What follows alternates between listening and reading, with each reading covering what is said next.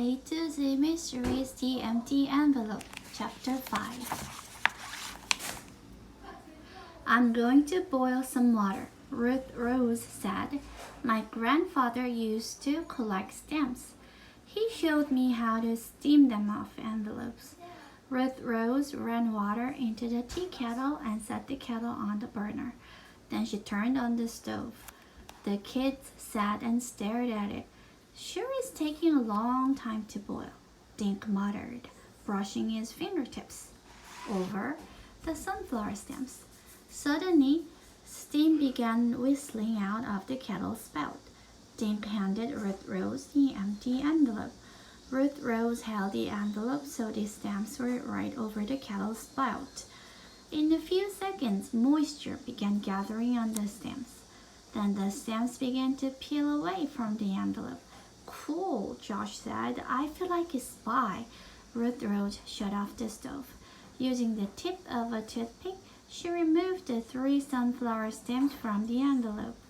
Hidden beneath the stamps, covered with cellophane, was a smaller stamp. It was blue. In the center of the stamp was a picture of an old-fashioned airplane. The plane was flying upside down.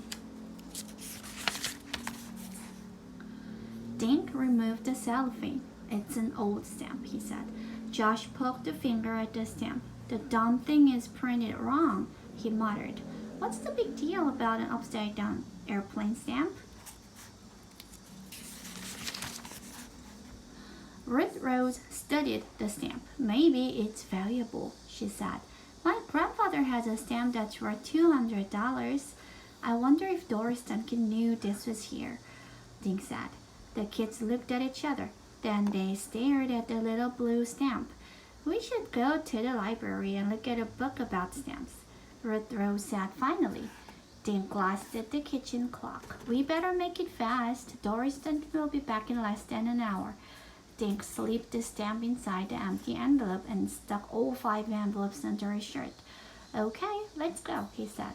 Ruth Rose went to the bottom of the hall stairs. Mom, I'm going to the library, she yelled. They hurried through the living room, out the door, and down Ruth Rose's front sidewalk. As they stared up Woody Street, Josh nudged Dink with his elbow. Look, there's some weird guy watching us. He pointed at a dark car parked on the other side of the street.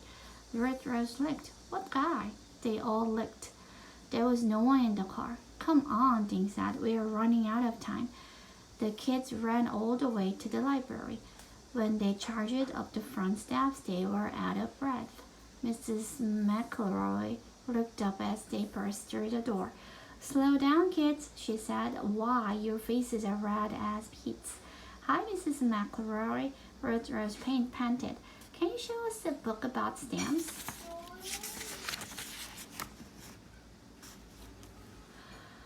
What kind of stamps, Ruth Rose? United States, foreign? We have many books about stamps, dear. Do you have one about stamps with pictures of upside-down airplanes? Dink asked.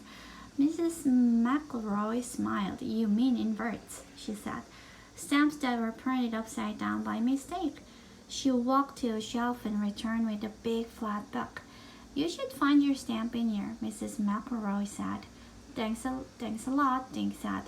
Dink carried the book over to a corner table. He set it down, looked around, then pulled the envelopes from inside his shirt. He carefully removed the blue stamp and placed it on the table. There's a zillion upside-down stamps in here, Josh said, rippling through the pages. How do we find ours? Try the index, Dink said. Under Jenny. Josh turned to the index in the back of the book. He ran his finger down the J section. No Jenny, he said. Try looking under airplanes, Ruth Rose suggested. Good idea. Josh backed up a few pages to the A's. He found a listing for airplanes and turned to page 329. And there it was, a picture of the little blue stamp. Below the picture was a drawing of the airplane, only bigger. The caption read, Curtis Jenny single-engine airplane. Hey, Josh said, Jenny's the airplane. Silently, the kids read the paragraph about the stamp. Oh my gosh, Ruth Rose yelled. Mrs. McElroy tapped her pencil on the desk. "Red rose, please," she said. Dink picked up the little Jenny stamp. His fingers were shaking. "This is worth $50,000, he whispered.